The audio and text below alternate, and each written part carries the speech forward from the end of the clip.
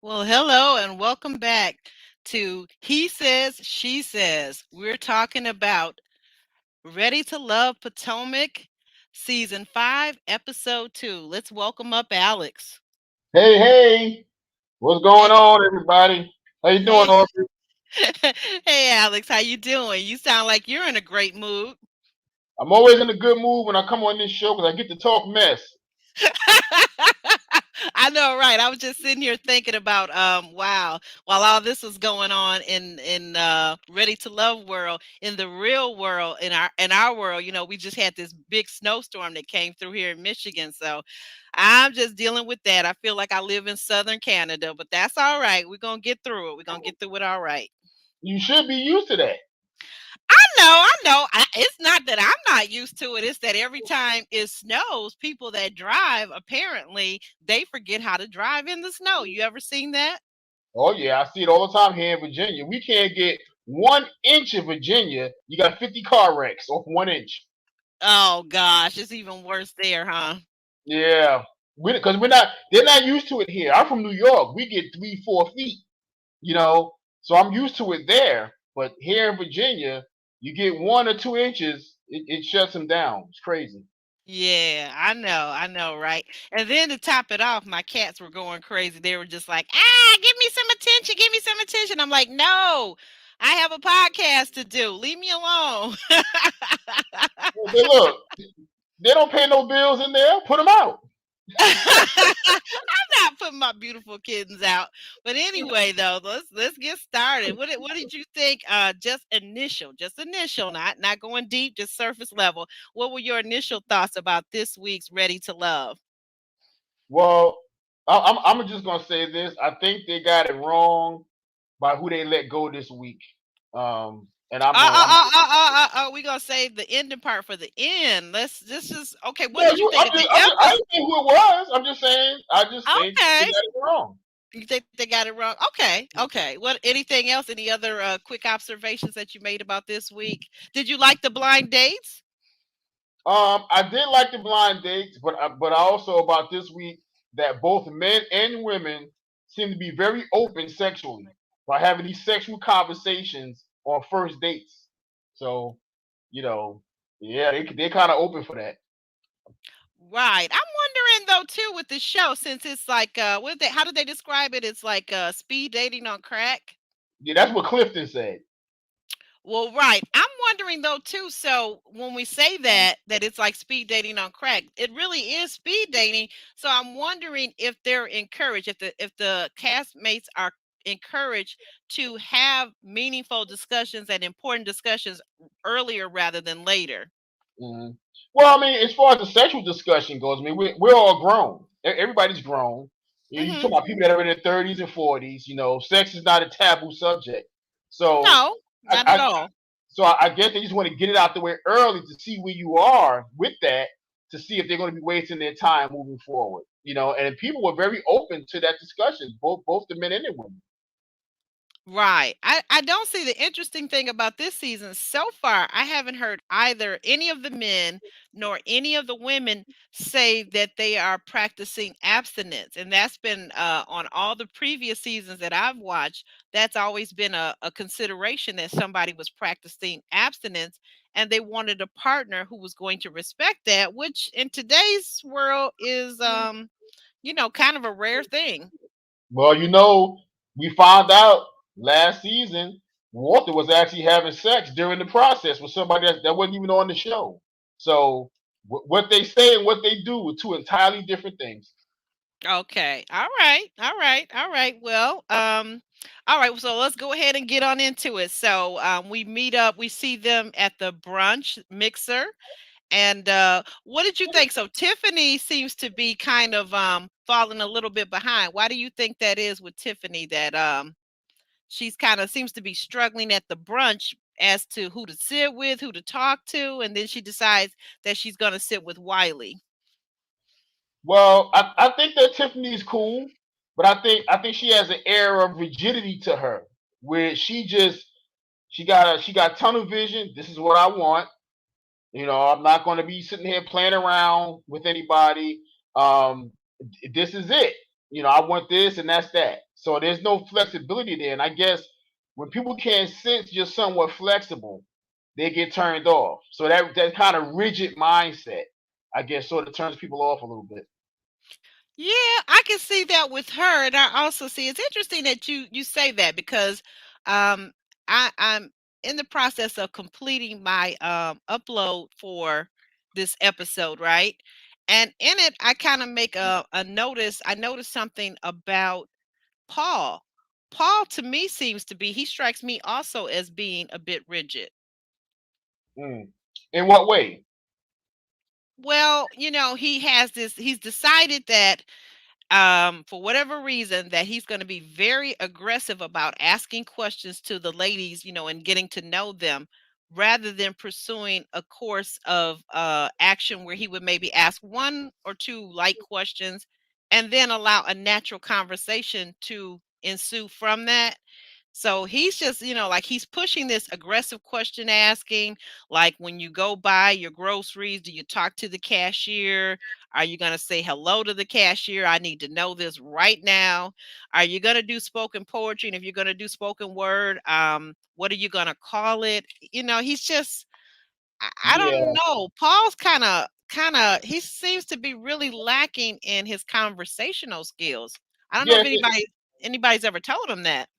I mean, it seems to be a lack of social skills. He's treating the dating process like an interrogation. Like Hmm. detectives got you locked away in this room, bombarding you with questions, trying to figure out if you committed the crime or not. And this is what he was doing to the ladies, to Tiffany or whoever, and it was getting folks frustrated. It was getting very frustrated, with the process. So, um, I think you just have a normal conversation. Just have a conversation. But the questions make people very uncomfortable. She doesn't do spoken word, so she don't know what she will call it because she don't do spoken word. Why you pick that? Right, right. Do you do spoken word? And then, like offer something up about yourself, Paul. Like if you would offer something up personal about yourself and about what you enjoy doing and who you are, maybe people would be much more comfortable with sharing with you who they are. That's kind of how Right. that works. It's a little give and take on both sides. And if you're going to be the instigator, which that's fine, but make sure that you're sharing something about yourself. Don't just be, oh, what do you do? Oh, you were married. Oh my God, you didn't really give that a good hard try. I mean, he's just obnoxious to me. I really want him gone like yesterday. Well, and this is why Ace was kind of looking at him in episode one, looking at him kind of funny, like, where's this dude coming from with all these questions or whatever? And she really worked hard to maintain her cool. I I think think, so. I saw her go to that Zen place. Did you see her go to the Zen yeah, place? yeah, I saw her go there. I think, and I think Ace she's a very different type of unique type of individual who Hmm. who, I who like goes her. to that Zen place, that place of Hmm. peace, that place of peaceful energy, and I am the universe, and the universe is mine, and all this other kind of stuff. Because I think she's been through some stuff in her life, and she I really think had so to get too. to a place where she had to practice this stuff to keep her peace. She I seemed to think be yeah, she seemed to be a woman who's been through some stuff. I think so too. My observation about her, it's interesting that you noticed that. My observation about Ace, I don't know her. Okay. This is a caveat. This is just for entertainment purposes only, those of you watching. I don't know her, but I get the very strong inclination that she possibly, maybe possibly, has dealt with you know, DM, right? Or I'm Right. sorry, DV. I'm sorry. So I don't say the word out, but you know what I'm talking about, right? Um, I feel that way, and I feel like what kind of happened here in this episode. This guy, Paul. I wish one of the men will pull him to the side, or even nephew Uncle Tommy will pull him to the side and let him know that a man does not talk to a woman the same way you talk to another man, if that makes sense, right? You Right. don't need to be as aggressive with women. And yes, I said the A word, folks. You don't need to be, a man does not need to be as aggressive with a woman as he would be with another fellow. Like, take your time, sir, and think about and observe the body language that these women are giving you. That's probably why you are still single at 48, dang near 50, because you are not paying attention to clues. You don't really care how women feel. The only thing you care about, sir, it seems to me, is getting your point across. And right now you're doing a terrible, terrible job of it. He would be, for me, if he was talking to me that way, it would be very triggering as somebody that has experienced DV, right? Yeah, yeah. It I would mean, be very triggering. It would be very hard for me not to go off on him. yeah, yeah. It to me, I mean, it seems though it's possible that she may have been through, some domestic situations or whatever it may be, and Mhm. her upbringing maybe has some trying times, and maybe her upbringing or her background, things of that nature. We don't know yet. And No. it's none of our business. But if she wants to come out and discuss it, maybe she'll come out and discuss it. But it does seem to me that she's been through some stuff, whether in her marriage or wherever else, and that she had to really train herself to find her peace and maintain her peace at all costs. And I think right off the bat, she got this trigger with Paul. You know what I mean? That's her test. Because this dude could trigger Mother Teresa. Okay. So, Oh my gosh. Oh my god. Yeah. Yeah. listen, See, Aubrey, if you put this dude in a room with Mother Teresa for 10 minutes, she gonna shoot this dude. well, if she was still alive. But yeah, Right, right. that's what I'm saying. That's kind of what I'm seeing. I'm like, how do people not understand? I think it's something about self-awareness, though. Like you said in an earlier episode, there's something to do with self-awareness. And some of the people who are single, never been married, never been in a meaningful relationship, can't seem to find a woman to save their lives, can't seem to keep a woman. Some of the reason why that is because they lack self-awareness. They're not aware of how they make other people feel.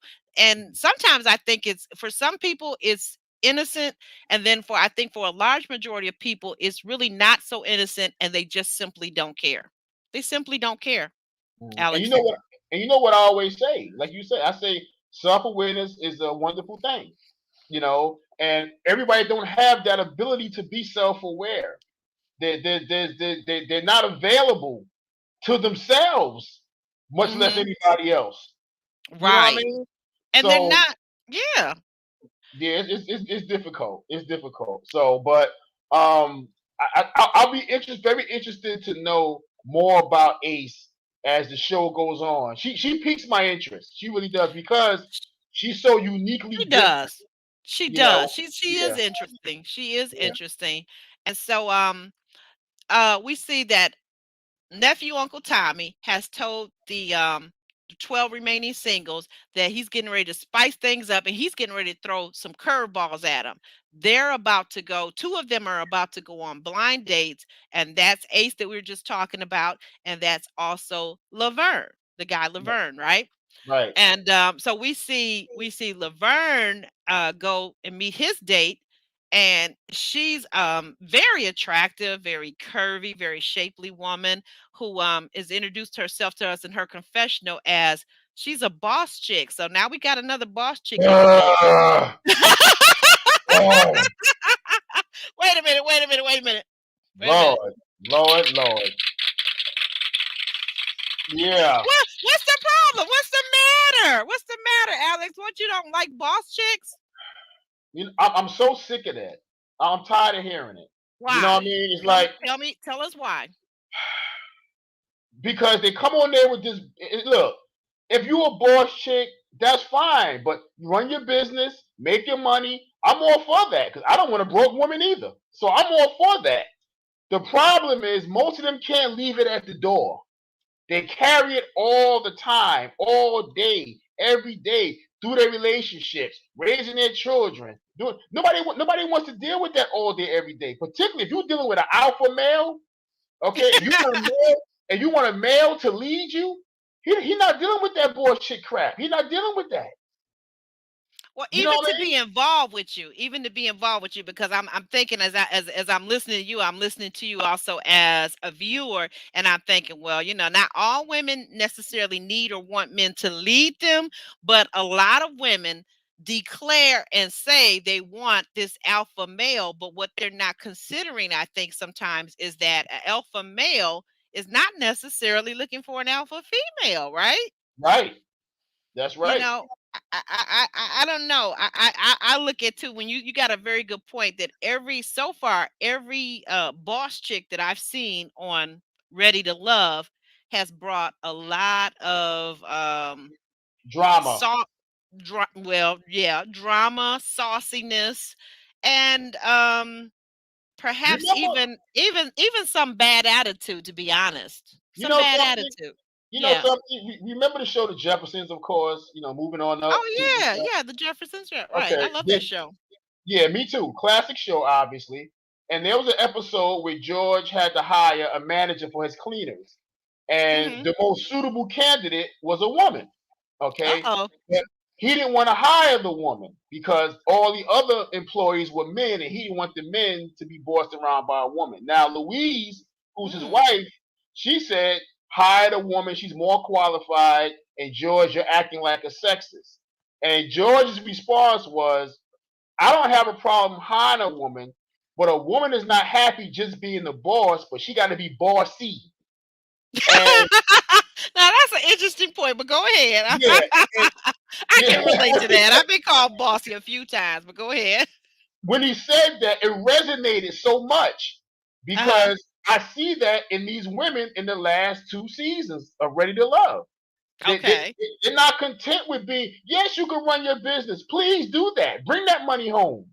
But but when you come home, leave it at the door, please, because I'm the Right. man. I'm the man in here. You're not going to come in here and dictate to me and boss me around. We're not doing that. Okay. That's what So we're not doing, huh? yeah, we're not doing that. No, we're not doing that.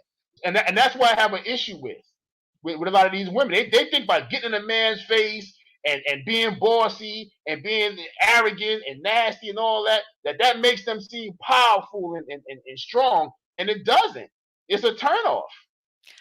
I got a question for you. I came across recently a theory, and so I want to see how this goes over with you, okay? And all the viewers out there, okay? I got a question to ask, and I want everybody to consider this, whether you're man or woman, male or female, right?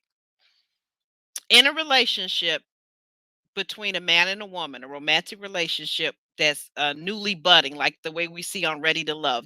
Two people are new to one another, and they're dating. They're trying to discover one another and see if it's a good fit. Who's the buyer? Who's the buyer?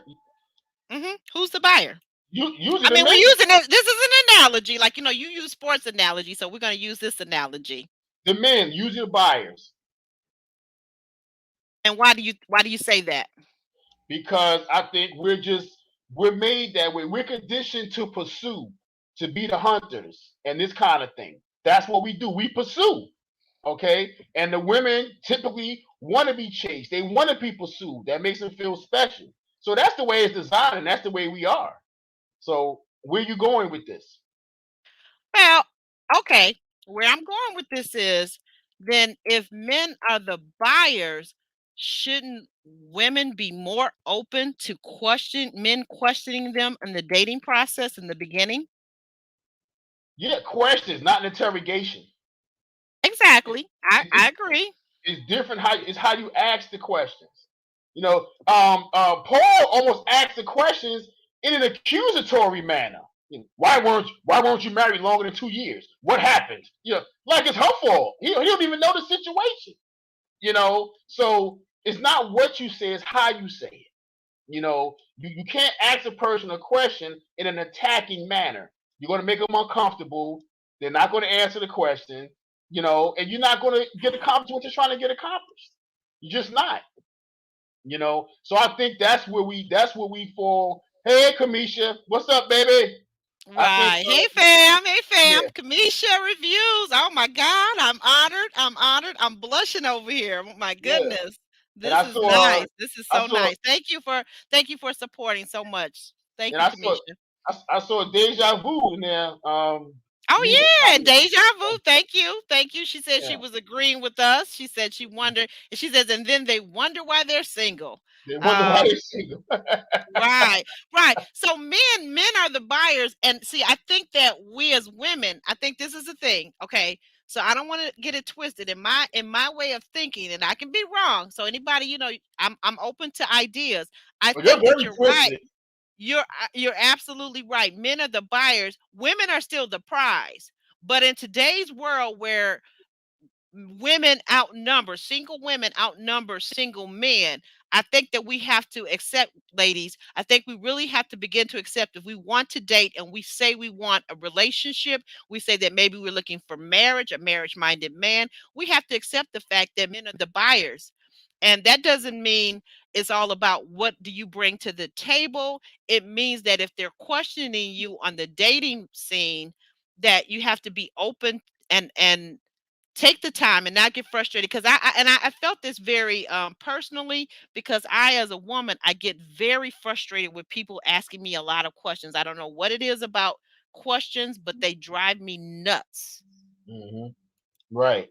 Because they're not coming organically. You know, you're being Oh, you're, that's you're that's it. Yeah, go yeah, ahead. you're being interrogated. Now, if a person in the midst of a regular conversation like me, the way I would start a conversation is I will open up a little bit about myself and make the Mhm. person more comfortable to say, well, if he's open, then maybe I'll be a little bit more open. But I won't Okay. interrogate the person Okay. to to force them to ask me questions, also ask my questions, but also to humor. Tell some jokes, make the person laugh.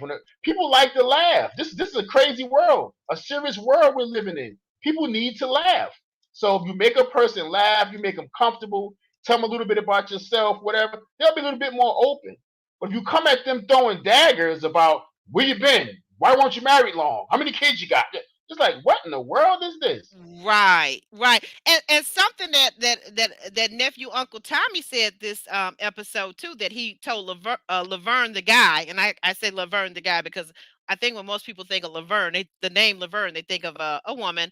But he told Laverne this is that when you ask a question, pause and listen for the answer. Truly listen. There's so many skills involved in dating and conversation, and sometimes people forget to listen. They're so busy letting themselves talk, hearing themselves talk, that they don't listen to see what is the other person actually saying. How are they responding?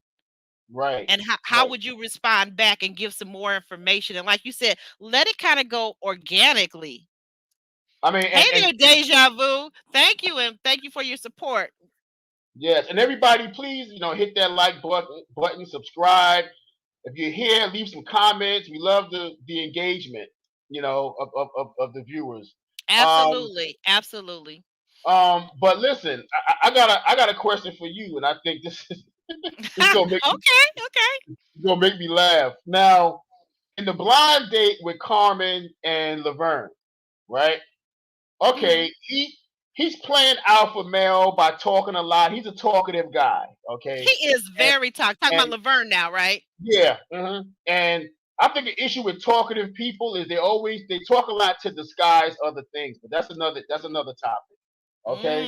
But Okay. what I want to Nervousness, maybe. right, Nervousness. maybe, but what I want to ask you is that she's squeezing this man's butt. She's touching all over this man. She's doing these kind of things. Mhm. They're having sort of a sexual conversation or whatever the case may be. Yeah, Okay, right. now, all right, that's fine, whatever. But if the situation had been reversed and she turned around and he squirrels her butt to see what that was like, I know women like you would have blew their top. Well, okay, so in this scenario, what we saw on this date, he asked her, he welcomed her, he invited her to touch his glutes. He invited her to touch his glutes because the topic was she works out 5 times a week, and he said he works out six, and he used to be a bodybuilder, right? So he's a guy. Of course, men may usually typically feel a lot differently about touch from invited touch for women. Okay, so he asked her to squeeze his glutes. So I didn't really have a problem with that, although I felt it looked a little odd out in public. Like, like, why am I grabbing this guy's butt? And I hope this is after we've eaten our meal because, I don't know where your butt been. I don't know where your jeans been or whatever you got on. No, sir. But that's just me.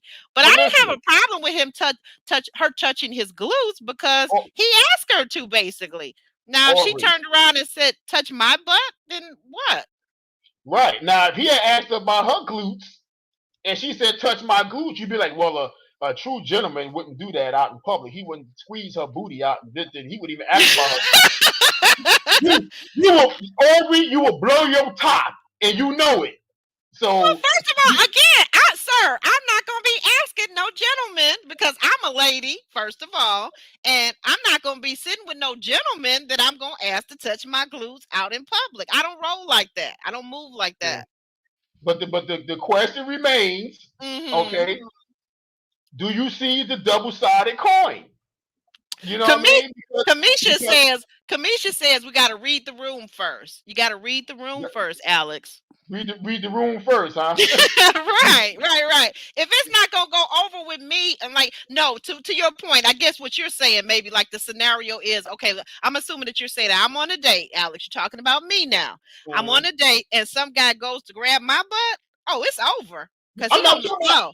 He I'm on not the saying. flow. He on the flow. Okay. On the If I floor. can put him on the flow, he on the flow. Cause don't touch my butt. Don't touch no part of my body without an invitation from me.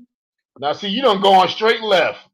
I'm Well, you asked me what I was gonna do if the guy went and grabbed my glutamus no, maximus, and I'm telling you, I don't like that. I don't play like that. Don't play with that, me. yeah, but you're talking about unwelcome touching. Like you said, Okay. Okay. he asked her to touch the Hmm. merchandise, and she was more than happy to do it. She was. What I'm saying is, if the situation was reversed, I know a lot of women would have said, if she said touch my glutes or whatever, and he would have squoze her behind right there on the screen in public, a lot of women would have said, well, a real gentleman would have declined. He wouldn't have done it. He wouldn't have touched it. So, but I if he had, disagree. I no, disagree, I don't. sir. I If, disagree. or you would have blew your top. I know.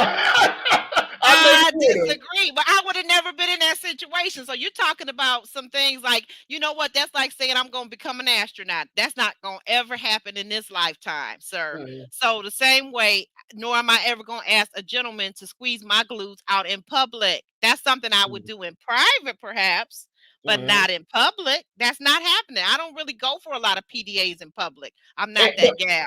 but here's the thing too. I think where a lot of times the miscommunications come in, and a lot of times when we do these podcasts and we listen to other podcasts or whatever, that we think, hey, Cat D in the place, Yep, you know, Cat D, welcome, welcome. Hit that like button, girl. Thank you. Oh, I'm loving it. I'm loving yeah. it. Kamisha, you are so wonderful. You are so wonderful. I'm thinking that sometimes we point at men as Hmm. being the over sexualized ones. Okay. Okay, when it's Hmm. not. Sometimes it's the women, and I think that when we say Mm. sometimes, I think that when we say sometimes it's the women, those comments are not welcome, but they're facts. But you Let me give you a scenario real quick. okay? Because I got an example too. But go ahead. Go ahead. Okay, You got the when floor. I was in elementary school, or when I was a young kid in my neighborhood, growing up in Hmm. Brooklyn, okay, we always would play games like, I'm talking about 10 years old, 9, 11. Okay, playing games with the girls, run, catch, and kiss, run, catch, and field. We played these games, right? Okay. Yeah. Kind of like our what was it? Hide and seek or something? Okay. Go Yeah, ahead. Yeah. hide and Okay. seek. It was hide and seek, but with sexual overtones. Okay, Yeah. We got older. I remember those days. Yeah, I do right. remember. And then when we would run and chase a particular girl we liked, and we would catch her, she'd be the main one. Okay, now you caught me. Whip it out. I'm like, we 10 years old. Whip it out. Wait a minute, whip it out. Okay, we didn't play that game in my neighborhood. Listen, Whip what? Whip what out? Oh my god, I can't even get it out my mouth. Whip what out? The peen? yeah, you know what I'm talking about. The Okay, peen. The so peen. yeah, in elementary school, who's passing the notes back and forth? She like you. She want to see you after school. She want, those most of those are instigated by the girls. most of the time. We don't talk about that kind of stuff. But as soon as a man make a comment about sex, we jump all over him. No, I mean this day and age, I think you're going back to your old glory days. Are you We talking still about do it 20? today. Are you talking about 20 and 22? Because I'm gonna give you an example. Okay, so I was waiting for you to pause because you know how to jump in here. Okay, so on this cast this season, Dakaya so far has been very sexual with the men, right? Yes, yes. We see her, so we're gonna move forward. We see her on a date with the big teddy bear Clifton with that sexy, sexy deep voice, and we see them discussing, sex and sexual matters. And so she announces that yeah, she will be willing, and she has to test drive her mate. She has to test drive him first before marriage. So then she gives a big old hug to Clifton, and she basically tells him that she's available. I see her earlier in this episode. She's also with young Wiley, and they leave together holding hands. So I don't know what that was all about. What's going on with that? Isn't that something? Holding hands in public, like they're a couple already. I found that strange. But go ahead. Well, no, I mean, does holding hands mean you're a couple? I'm not holding anybody's hand in public that I'm not serious about. I'm not doing that. Oh, wait a minute. All right, ladies, do you hear that? Skirt.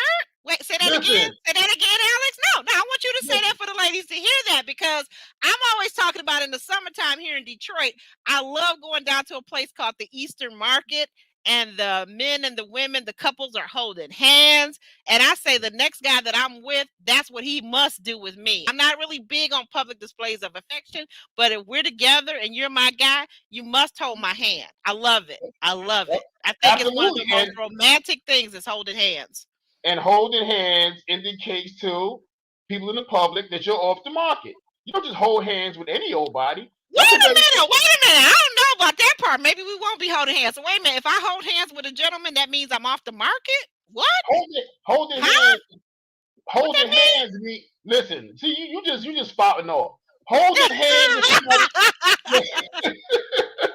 Holding hands with somebody means you're with me, you are mine. I'm holding on to you. Hang on to me. That's the indication. Now, if you're just out hanging out, you're walking alongside someone. People don't get the indication. But when you're holding their hand or your arm in arm or something like that, people get the indication that you're a couple. Period. I And don't know. Okay, so I don't know. Okay, so listen, Alex. I can't. Most things I defer to you. I think you are spot on. You're very good with social skills and relationships. But I don't know if I'm just holding the guy's hand and I'm on a date with him. I don't think that means that he's mine and I'm his. I think that means that I like him a lot and I'm very attracted to him. That's what, guys, help me out here. Help me and out, viewers. What do and, you and, think? and If you're holding hands with a guy, you're single, he's single, right? Okay, you're in public, you're holding. Does that mean that's your man? Is that what that means? Aubrey, I'm talking about the people that you're walking past in public. The people that seeing you out in public holding hands. They automatically think you guys are a couple because you're holding hands or you're arm in arm. I'm not talking about what you may think or the guy may think or know. I'm talking about how Oh, you guys are giving the okay. impression in public that you're a couple. Okay? Oh, okay. Okay, because look, Kamisha agrees with me. She says holding hands does not mean this is it. This is not the 50s, okay, Alex? This is not the 50s. Just as gosh, you already got us Look, married with the baby carriage going down the street. Come on now. It's just holding hands. sitting It's in the just holding tree, hands. sitting in the tree. KISSING. KISSING. First comes love, then comes marriage, then comes whoever with the baby carriage. Cause ain't gonna be No, me. no, I done did my not, part. I already did my part with that. yeah, not whoever. Here come Aubrey with the baby carriage. Oh no. My work is done. Two and done. Two and done. My work is done. Oh my goodness! But I'm just telling you for people that don't know you, and and what is deja vu? I agree with you. It shows they are territorial. A lot of men hold a woman's hand and go home and beat her. Oh Listen, Lord. Oh here we Lord. go. See, Mm-mm. this is what I'm saying. That's a fact. See, that again, the public impression. Okay. Oh, Mm. oh, Mm. we're happy. I love her. I'm into her, or I'm into him, and blah blah blah. And you do this in Oh my public. goodness. Oh my goodness. Oh, one of our viewers, Condessa, she says she agrees with you. Oh my goodness. Here we Condessa, go. don't Oh, encourage him. Don't encourage Alex. that's my woman there. That's my woman there. Yeah, she's been with us from the start. Oh, and Demita Joe, oh Lord. She says it does give a perception. Oh Lord. Oh, Everybody's look at agreeing there. with you, Alex. Oh my goodness. I may get married. I may get married 2 or 3 times before this broadcast is over. Okay. But are you a hand holder? You know, because some guys really aren't affectionate. And I think that's another thing. Let's talk about this. I think that men miss the mark. A lot of men want a lot of sex, but what they forget is affection. They forget to give their women that they're dating, that they're seeing, that they're married to, that they're in relationship. They forget to give them affection. And affection for women, it can lead to love making. It can lead to sex, okay? But you got to be willing to give it though. You know why? Because I think a lot of men are under the impression that foreplay starts in the bedroom. Foreplay doesn't start in the bedroom. Foreplay starts all day. When your woman is at work, call her. Oh, I've just been thinking about you. You've been on my mind. I hope you have a great day. Blah blah blah. See, all that's part of foreplay. Okay, send her some flowers to the job, whatever kind of stuff. All this stuff matters, and at the end of the day, it culminates in sexual activity. But the foreplay is all day long, making her feel special, nice innuendo, things of that nature. So that's what men miss the point. And the other point we miss is there's a difference between intimacy and intercourse. They both start with I, but they're dramatically different things. And women like intimacy. Hell, I like intimacy. Okay, and what is intimacy? Holding hands, cuddling, Right. looking into each other's eyes. If you're doing the dishes and I walk up behind you and hold your waist and kiss you on the neck, or all that's intimacy. Okay, and if Right. I'm That's doing those, right. and if I'm doing those things and you're doing those things to me, when we go to bed, it's going to be on fire at that point because we've been building up all day with little stuff like that. And I think Exactly. I that's what agree. people. I agree. The passion is building, and so is my feeling for you in a more emotional way. So it's tied together with the affection. I think it ties together. It marries the sex. It marries the emotions into one thing. Right. If that makes sense. You know what I'm saying? It kind Hmm. of it just kind of gels them together because you could have sex and not have emotions for the person. You're just having sex. It's just a physical act. But if you have affection, it marries the sexual activity and the emotions together, and now you're coming together physically, spiritually, emotionally, and that's powerful. Yeah.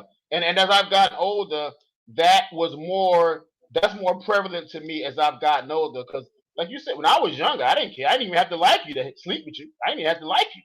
Okay, so which has happened. Okay, but as I've gotten older, I found that I need to have a connection with the person. I need to have something to talk about with this person. Okay, Oh no, not the talking part. yeah, I need to be able to talk to you. I need to be able to have some kind of commonality so we can share conversations about a myriad of topics and so forth. If it's just a thing where I'm gonna come lay down with you and get up and go home, it's like I'm kind of past that stage. I mean, it was nice while it lasted or whatever, but if Okay. I'm gonna spend time, I'm gonna spend time. Yeah, I'm a quality time type person now. Okay. I wasn't always that way, but now I am. You know what I mean? So Right. I just think there's something to be said for that, particularly from a male perspective, because a lot of women don't think that men feel this way, particularly as we get a little bit older. And we do. Right. I think so. I think that men do. I've noticed as I've aged, and the men that I know, they're also aging. I've noticed that men soften. Men really tend to the strongest, hardest, most masculine man as he ages typically, if he's growing, if he's maturing, they soften. And by that, I don't mean it in a bad way or to say to imply femininity. I mean it in a way that they really begin to connect emotionally more so than just physically.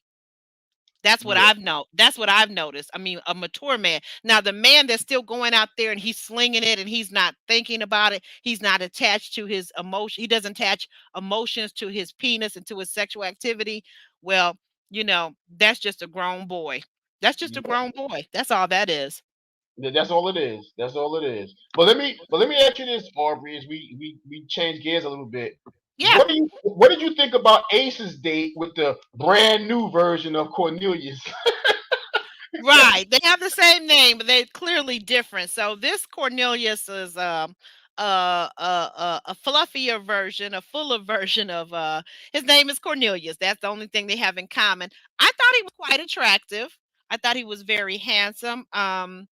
I didn't think that he was necessarily for a first date. I didn't think he was dressed to impress with the blue jeans on. But again, I'm just kind of old school. So a lot of people gonna laugh at me, but I'm just kind of old school. If you're meeting somebody for the first time, I'm not gonna put on. If I'm a guy, especially, I'm not gonna put on. I wouldn't think that I would put on jeans. And as a woman, I'm not gonna probably put on jeans either, even if they're the designer $500 pair. If I happen to own something like that, which I don't. I'm not going to put on jeans for a first meeting. I'm just not going to. That's not what I'm going to do. But I thought it was a good day. They connected. I like the fact that he owns the fact that he's into he's done some therapy work, some mental health therapy. He's done some counseling, and somebody says cousin. Oh, hey, Mr. Meter Joe. She says cousin cornbread. That Cornelius, or as his family calls him, cornbread. He's done some therapy work, and he's okay with that. He doesn't feel stigmatized by it. I felt like these were two very enlightened people, her Ace and Cornelius. So I thought they had a great date. Yeah, and I think that What yeah, did you think? Cornelius. Well, he calls himself cornbread. I guess his family does that, and he wants to have some corn muffins, according to him. Right.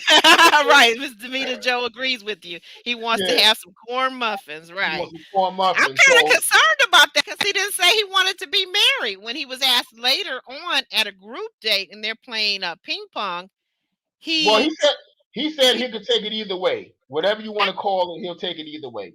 That's what yeah, he I said. guess but what does that mean when a man says he can take it either way? If you were answering that question in that way, doesn't that seem evasive to you? Well, if a man said he can take it either way, that means he can get it from the front, he can get it from the back.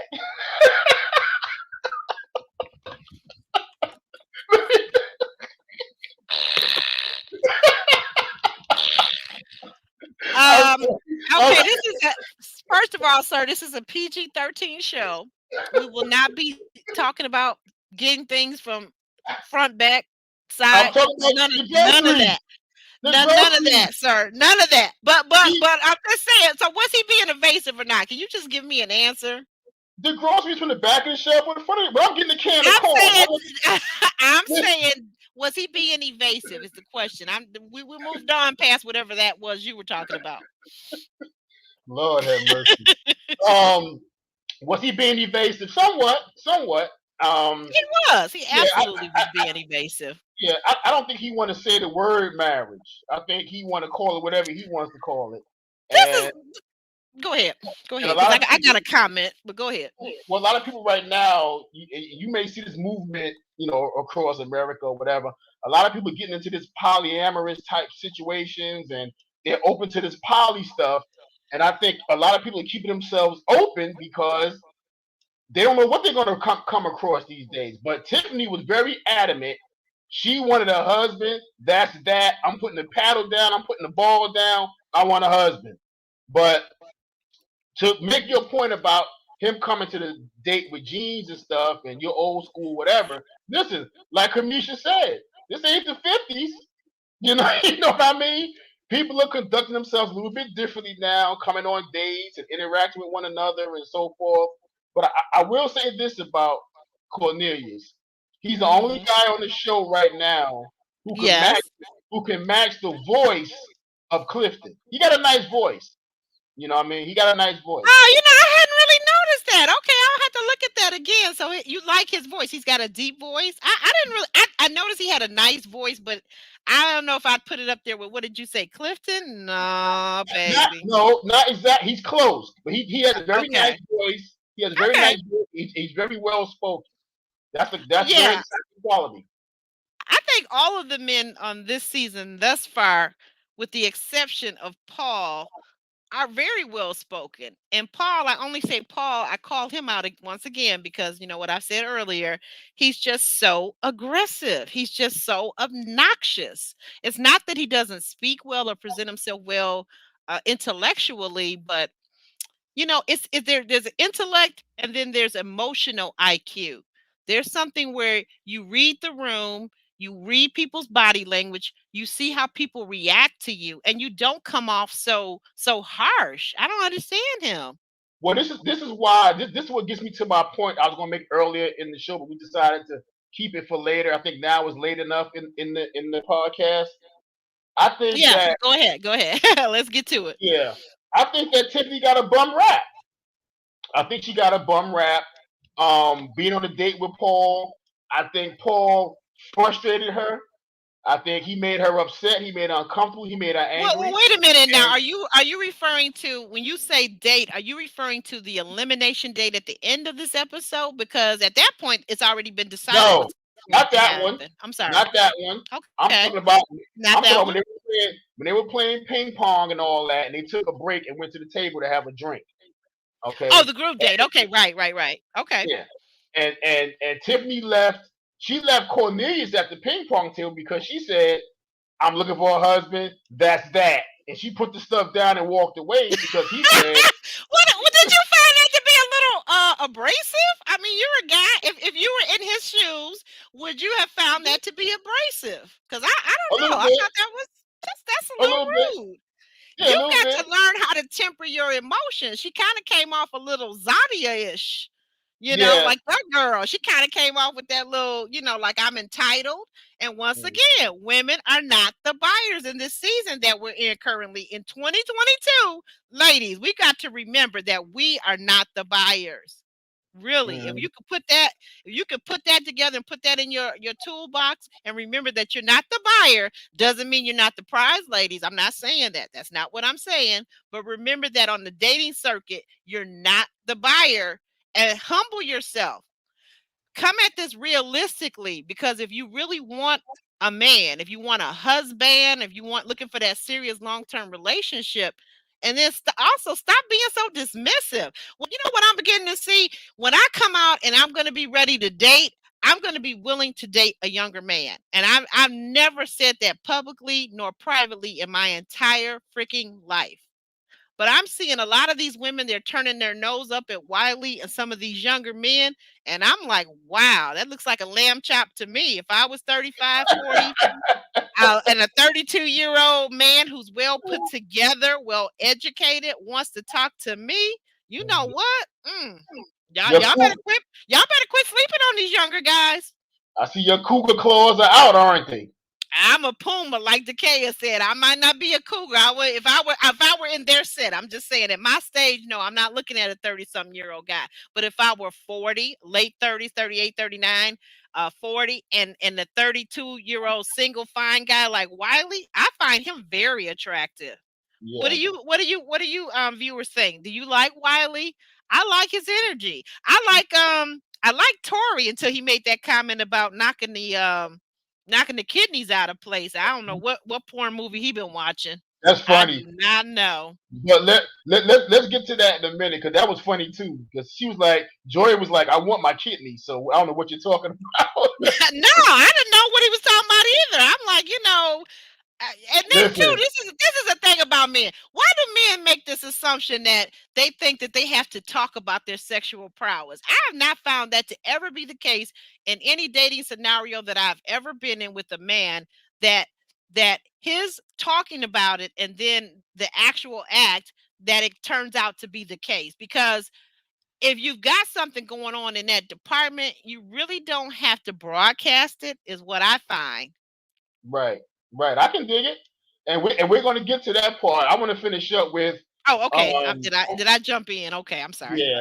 I want to see the because we Are we are we we talking about Carmen and those blue eyes too? Because we gotta talk about that. We gotta yeah, talk about Carmen and them blue eyes. yeah, we got to talk about Halle Scary, but What you what did you call that lady?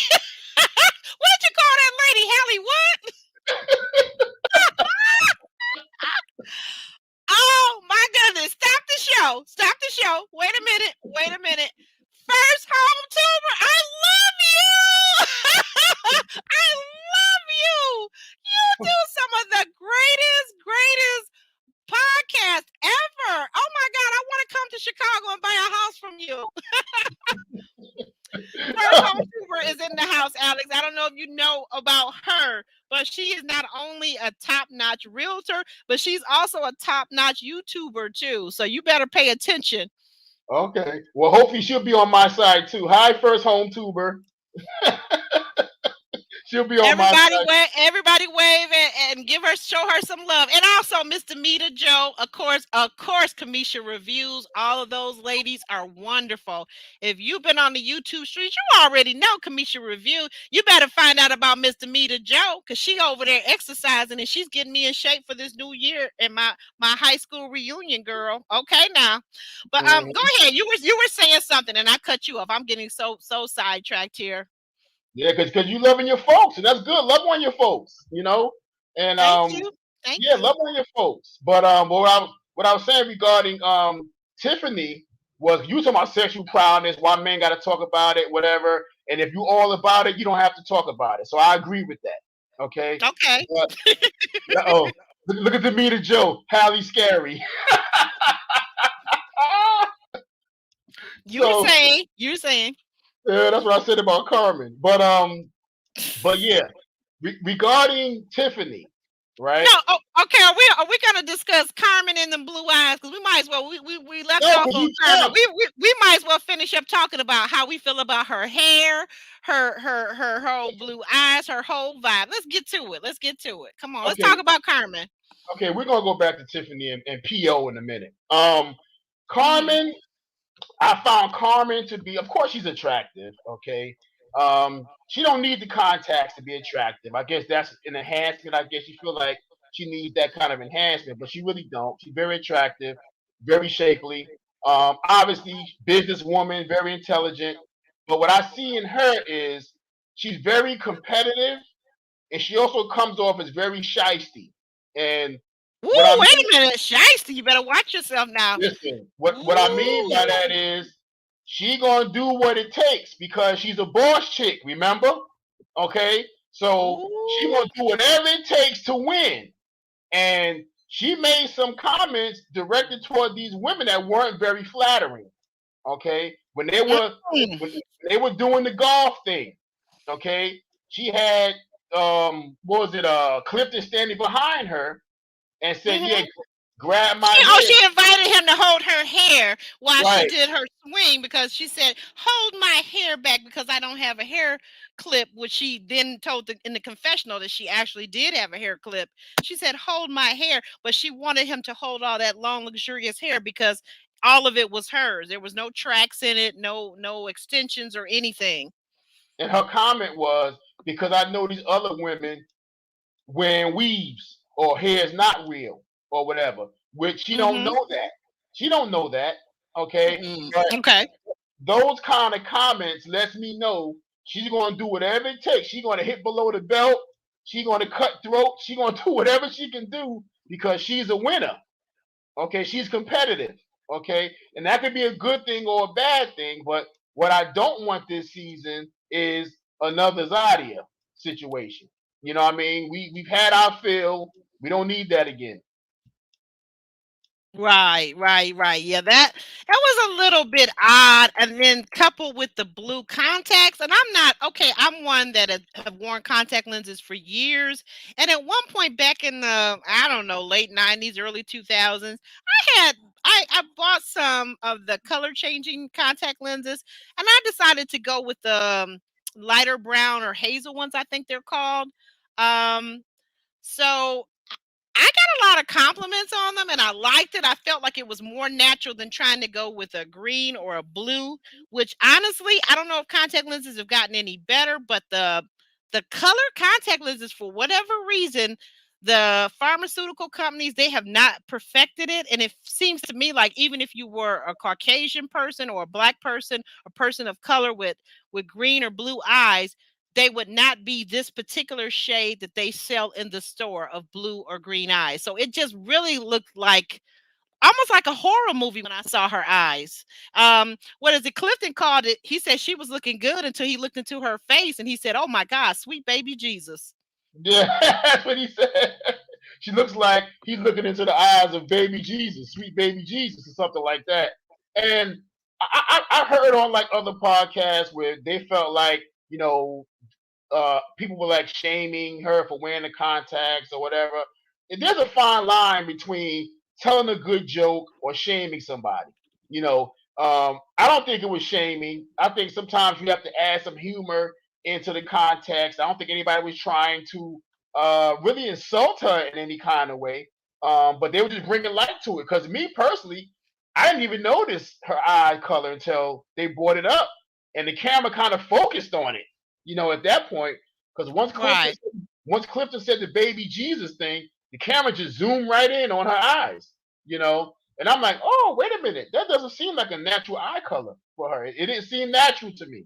Now, It so it it didn't, the shade of it, I mean, the whole thing, and I've got a cousin who actually has blonde hair and blue eyes, but, that's how she was born, that's her that's her look, that's who she really is, and it's a whole different shade of blue is all I can say. It's just a whole different shade of blue, and also the complexions are different too in that case, so, um what do you think about Carmen in general? What's your overall view? You asked me, I'm asking you the same thing because she came in as this boss chick. She's talking all this stuff. She's kind of throwing indirect, comments at these women, Shade, kinda trying to be. shade at the other women that their hair isn't necessarily as long or luxurious as hers is. That's what I got. Yeah, I see what you're saying. I wanna say this. So Demita wants to know, she says, "Did she have the contacts in on the date with Laverne?" I have to go back, and look because yeah, she did. She actually did, Demita. I saw the context then when she first, like it was outside in the light. So it's a different type of lighting when you're in natural light versus when you're indoors and you've got a whole nother type of lighting. Laverne didn't seem to have a problem with it. I noticed it and I thought it was odd. And then the thing about it is if you're watching as a viewer, and not in person, you see her switch in her confessional. On her confessional, if she has contacts in, they're the normal clear contact lenses that allow you people to see your natural eye color, which is appeared to be a dark brown. So I just kind of was like, I don't know why she did that. The comment about the hair, I don't know. She's different, that's all I can say. She's coming in like you pointed out, Alex. She's a boss chick and she's bringing that whole boss chick vibe that women oftentimes do on Ready to Love. When they're boss chicks, they're coming in kind of very assertive, very domineering, and they want to control the narrative and they want to be the purchasers, but they're not necessarily the purchasers. So I don't really get it. I don't really get it, and I don't really like her attitude. I don't think she's gonna last long. What do you think? You'd be surprised. Sometimes these type of people that are very competitive and do what it takes to win, a lot of times they end up winning. But you also have to in this process also be very likable. And Right. over the long haul, I don't see her being a very likable character. Yeah, she's very beautiful. I mean, that's obvious. All the women are, okay?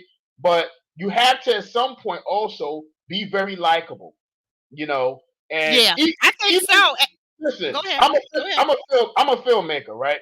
Hmm. So even in films, when you might have the most harshest villain in a movie, but even a villain, if they're gonna be a successful villain in the movie, as far as to the audience, Hmm. they have to have likable qualities. A villain. Right. Right. That's true. That's a true thing. Um, some women, some deja vu is saying to me they just didn't look good on her. And that's kind of where I come from. I don't have a problem that maybe she wanted to try blue. I just thought they didn't look good on her. They didn't enhance her. So if you're doing something additional, like for example, lashes or nails, isn't that to make you look better or to feel better and to look to your appearance to enhance your appearance? But if you're putting blue contact lenses in and they don't enhance your appearance because they look so very unnatural and they almost look scary, I'm not really sure what the purpose is, but she likes it. I love it. Right. But again, like I said, it didn't look very authentic. It didn't look natural for her. So it's easy to see that they're contacts because it just doesn't look natural. They just don't. Right. What are we gonna go ahead and move on to the elimination date. So the men have talked about the women in the men's lounge, as they call it. Hmm. The men seem to really like Joy. They seem to really like Precious, but apparently Ace and Tiffany fall in the bottom. Yeah. Do you think they chose correctly? The men chose the two women that belonged in the bottom. I think Ace was in the bottom because right now men don't know how to gauge her. She's very, very interesting, and they can't quite get a gauge on her, so they wanted to eliminate her. And I don't think that's fair. Just because you can't gauge or figure her out, that's the challenge right now. Because Ace is a different kind of chick. She's like I said earlier, she's into this, the universe is mine, and I'm energy and so forth, and all this stuff, and they're having a hard time figuring her out. Even at the mixer, the date or whatever the case was, when Uh, the guys and the The women were first the congregating. first episode. You talking about the first No, mixer? The this first. this episode, Oh, the brunch. The brunch. the Okay. brunch, right? She walked off to be by herself. Okay, she walked off Hmm. and went to the bar, had a drink by herself. So much so, Clifton was like, "Let me go over here and check on her." You He know what I mean? did. I like Clifton. I like You Clifton. know? That was very admirable that he went in to check on her. Um, I think that what you bring up an interesting point. I think that people on this show sometimes don't really do well with these group dates because I think in our culture, it's so funny to me now. I think back on it in our culture, and I mean, well, black people in America, right? We don't really do group dates. I don't know of a whole lot of people that do group dates. I remember doing double dates as a teenager, which has been many years ago, right? But we don't really see adults in their mid 20s, I mean, early 30s, mid 30s, late 30s, and 40s doing group dates too often. Do we see that?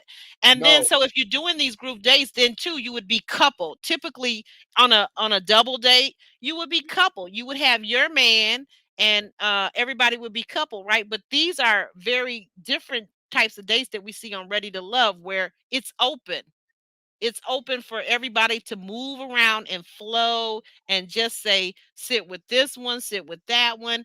And then people start to get into their emotions, and particularly women. The women get way deep into their emotions if they see the guy that they like. For example, Tiffany liked Wiley, but then when Dakaya came over to the table to join them, she got an attitude, and you could see it all in her body language. Yeah, she did, and I think that's what Tiffany fell short because I like Tiffany, and I think that what it was is she displays she gets frustrated very quickly. Okay, um, Yes, there you you know, go. Like Zadia. yeah, she gets Like frustrated Zadia very did. quickly. Right. Yeah, and so when again at the ping pong before her elimination date with Paul, right? Again, they were at the brunch, ping pong table. She went at Cornelius, and I think he was being evasive because she asked him, "You want a wife? Yes or no?" Call it what you want to call it. I'll take it either way. And or he's being very evasive because he don't want to say the word marriage, right? Black men do not believe in marriage. Yeah. Black men do not. I've said that before. And I was Uh-huh. talking to Demita Joe one time. I told her, girl, you better check the numbers. You better check them stats. Why you gotta make this a cultural thing or whatever? Okay, all Black right. people. Okay, y'all keep on living. Y'all keep on Listen, living while these other folks keep getting married. All Aubrey, right. I've been All married right. twice. I believe You in it. are a unicorn, Alex. I don't Oh, want. hush my mouth. I don't want these other women to know that. You are a unicorn. Yeah, I've been Black married twice. men, black men in America are not looking for wives. They're looking for poo nanny. Poo nanny. No, they're looking for consistency in that punani, I guess, without the marriage hold, I guess you could say, if you want to say that. But and I just think that Cornelius danced around it. Okay, so she got frustrated, put the paddle down, put the ball down, and Yeah, stormed like off. a kid, Right? like a little kid. I'm taking my ball and paddle. Well, I believe the ball and paddle, but I'm going home. But no, and by the time she left the table and walked over to the booth, guess who's sitting there? If she thought she was frustrated with cornbread, oh my Oh, God! Now she got to deal with PO, the man who would try Mother Teresa's patience. you Here's PO all in her face. Well, if you were going to a spoken word, I don't like spoken word, Paul. But if you were going anyway, if I was to drag you by your hair and take you and make you go, what would you call your spoken word? I wanted to cry. I wanted to scream. Like, hurry up and get Paul off. Hurry up. Lord, See, you see, Paul is a male version of Camille from last season. Paul is strictly there for the drama and the laughs, okay? Because Paul, there's no way nobody can tell me that they gave him a test. He was psychologically tested and proved ready for a relationship. This man is 48 years old, and I bet you if you asked him when was his last relationship and how long, he couldn't even remember having a long-term relationship. He has no skill sets for a relationship. None. None. and you talk about the frying pan into the fire. Okay, when she left Cornelius frustrated, she go to the seat and run into Mr. Po himself. Okay, Hmm. Hmm. Mr. Trigger. Okay, start calling him. You know, Talking about Paul, right? yeah, Okay. start calling him Clint Eastwood because he got the trigger. Yeah. You know what I mean? Yeah. Yeah. He's So something. He's something special. He's something so special. she already frustrated. She get over there with him.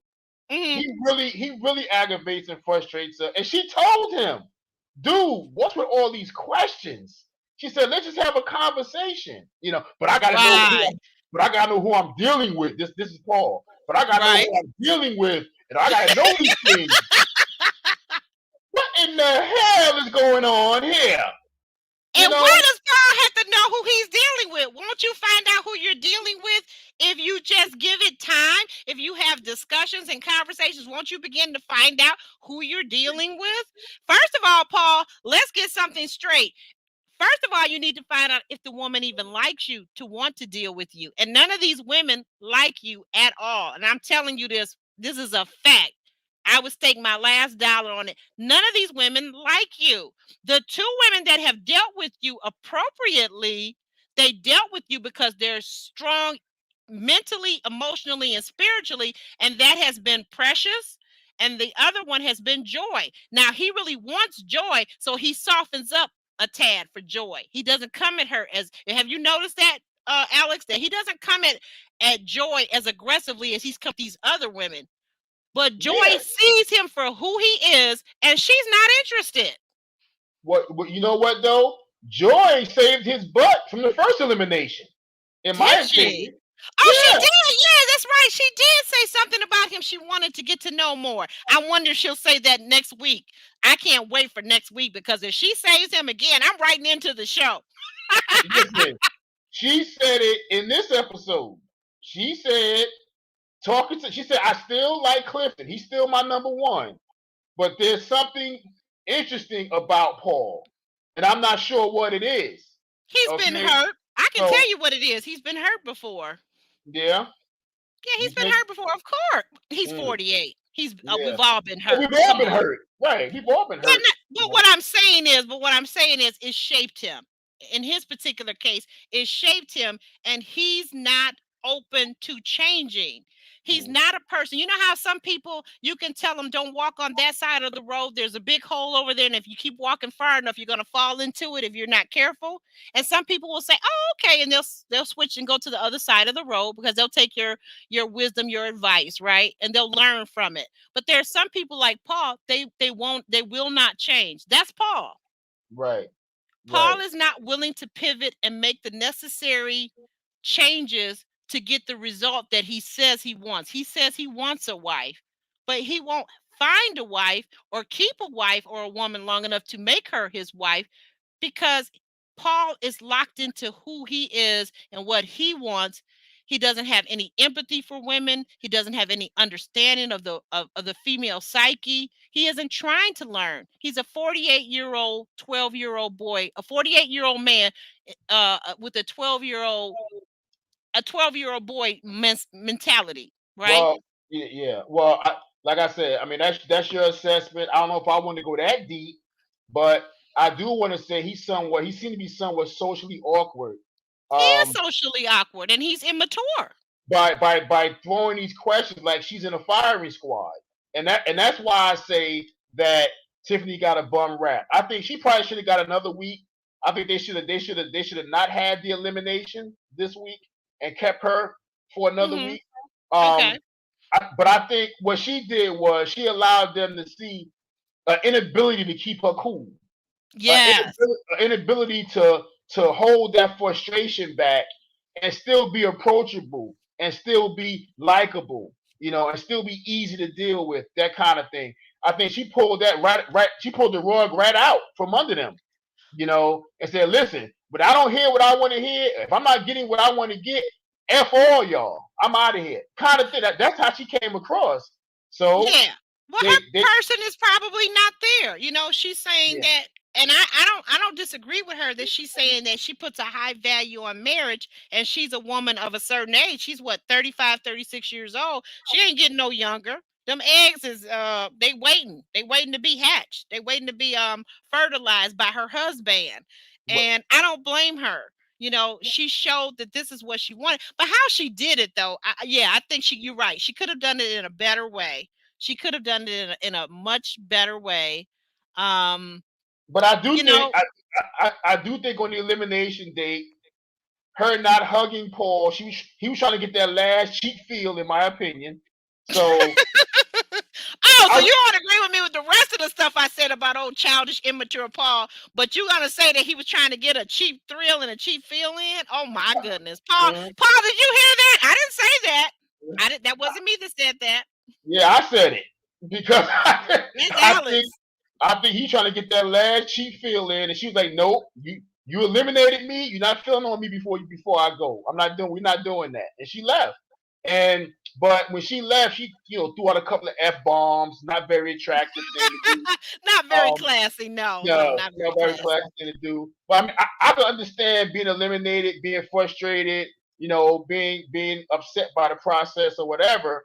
But to throw out f bombs and all that kind of stuff, no, no. But I do think she got a bum rap. I do think she Yeah, got a bum rap. I do agree with you. I think that she could have, she has to learn though too. Like just like I said for the men when I compliment them, like Dante from last season, how he held his frame in spite of Zadia smushing and mushing his nose and assaulting him and cursing him, but he held his frame. Sometimes in life, guess what, Alex? Sometimes it's not going to be all lollipops and roses. It's not going to be all unicorn. Sometimes in life, we're going to face challenges, and sometimes we still have to hold our frame as men and as women. Right? We can't use our gender to say, well, I didn't get what I wanted. So because I'm a girl, because I'm a woman, I get to act this certain kind of way. I get to act spiteful or overly domineering or slam down my ping pong paddle, right? Yeah, Sometimes you got to suck it up, you got to see it coming. You got to look at it and know that, well, black men aren't marrying these days. Some black men aren't marrying, and that's kind of expected when you meet the rare unicorn black man that wants to get married to a black woman. then be excited on the inside. Don't let them see it, but be excited on the inside. But sometimes you just, as a woman, you have to learn to hold your frame. You have to learn to be mature and say, like I would have said, oh, okay, that's how you feel. Okay, well, I do put a high value on marriage. And you got to know to move on, because you know what? Here's the thing: a man that wants to marry you, he may not know that in the moment, although I think most men do know and recognize their wives when they meet them early on. But he may not know this in the moment, and he may grow to a feeling for you where he does want to offer marriage or propose marriage, right? So Mhm. I wouldn't have got all upset with him and let him see me sweat. That's what I wouldn't have done. He wouldn't have gotten me out of my frame, but she allowed him to get him out of her frame. And then, like you said, okay, oh my God, after that, now she's dealing with Paul. Now, Paul would have taken me out of my frame. Paul would have taken me out of my frames. I would have had some choice F bombs for him. I would have had some choice words for him, or I would have strategized and did something that would have made him look totally repulsive. So you see what I'm saying? Paul Paul brings out a lot of emotions in me personally. So I just have to, I don't know what I can't say because I'm not in their situation. I'm not in their shoes. But I think if I were in their shoes, if I were in her shoes specifically, I think that I would have been setting Paul up for something. You get what I'm saying? I would have been trying to play chess with him and made sure that he got eliminated before I did, because Paul's a distraction for the women that are there for love and there for a true relationship. Paul's a 48-year-old distraction. Yeah, but and the thing is, I don't want to keep beating the dude up. As time I'm goes just gonna on, say how I feel. You say how you feel, but I'm gonna say listen, how I feel. Paul is a distraction. He's like a lot of men in life, black, white, or otherwise. A lot of men that we will meet as women, ladies, mark this down. A lot of men that we will meet in life are distractions, and we have to learn to to weed out the distractions. Paul's a distraction. He's 48. He's never been married, and he's talking about some other lady about her having a divorce. He's never even had a wife. Paul, what's going on? Where I come from, there's a saying about men that get to be 45 and never been married, okay? And you don't want to know what it is, but go ahead. Go ahead, well, Alex. they call a woman an old maid. I don't know what they call a man, but you Well, know. it's a lot worse than old maid, trust me. But go ahead. But yeah, I don't want to continue to beat him up because maybe the next episode or two he'll shock us. Who knows? Ah! You Paul? know, Paul Shakas? maybe I don't know. But I'll say this because Roro for real, she said that a lot of black men don't want to get married because they may marry too young and then figure out that they didn't want it and break free, or they get married for the wrong reasons or whatever early in life. That was certainly the case with me. My first marriage, we were just too young. We were just entirely too young. So I get it. Mm, And, okay. Okay. and And I yeah, think that's a very real thing. I think that is a very real thing. yeah. You're right. But and it's funny because we were so young when we got together and got married and started having children, and Right. we started having problems and divorced or whatever the case may be. But we're the best of friends today. It was just very, Okay. very, very strange dynamic. But Not really, not really, because you two are very good, probably very good people that love and care about each other. You just, like you said, the timing in your life was not maybe the best. right, right. And we have children and grandchildren now, so it's best that we do get along and have a friendship. You know, Absolutely, yeah. absolutely. But I just think that down the road, it's 2 episodes in. I think Paul may surprise us down the road. I don't know. We gotta kind of find that out. Is he I gonna do, find a dating coach? Is he gonna find a dating coach and a therapist in between now and the next few episodes? Because I I do. want him gone. I want episode number 3 would give me the biggest gift of the season to just get rid of Paul, because he's a waste of space. He's a waste of space. There's somebody out there that really truly wants to date and has done the work beforehand. Don't come on the show and do the work on the show. Come to the show prepared. The show is called Ready to Love. Yeah. Ready to Love. But see, even still, with him being a trigger and stuff, you still got to keep your cool. It's like Deja Vu is saying, never let them see you sweat. The most scariest people, the most unpredictable people, are the ones who keep their cool. It's like It's like I'm out cheating on my wife, for instance, right? How And do we get to this place? listen to me, How because do we get to this place? Okay, go listen, ahead. Go ahead. Go ahead. Go ahead. listen, because we talk about keeping cool, right? Right. Okay. So right. Go And ahead. if I'm out cheating on my wife and she finds out, and I'm on my way home now, and I know she know, right? I get home. Hey, babe, let's talk about it. She goes, nah, that's cool. You did your thing. You did what you had to do. That's cool. Whatever. I'm scared to death right now Oh because yeah, you she would is be. listen, she is too cool for words.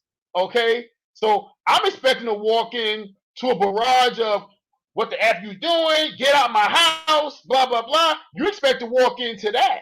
But if you walk into Right, if right. you walk into, yeah, babe, how you doing? Yeah, I feel you did what you had to do. You made a mistake. Like things happen, blah, blah. You're like, Oh, you know what? You better make sure you're not eating any of her cornbread and greens because I'm gonna tell you something. She probably got something extra put in there in your bowl just for you on your and that's what plate. I'm Yep. telling you.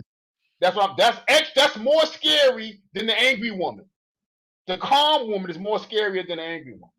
You know what I And mean? right, and that's what I was saying. Okay. So Alex, that's exactly what I was saying. That if I were on the show and if I had to deal with a nitwit like Paul, the way I would handle him would be one or two ways. I can't see it. It's like a black and white. There's no in between with him. There's no gray. And for my personal experiences and what I've dealt with men, if he gets in my face and he's being overly aggressive, I'm probably going to snap. But if I don't, if I manage to hold my frame and come back the next time and deal with him, I'm going to have something special planned for him. Think of The Help and that special pie they made, right? You remember that movie? Uh huh. You remember what was in that pie? I do not.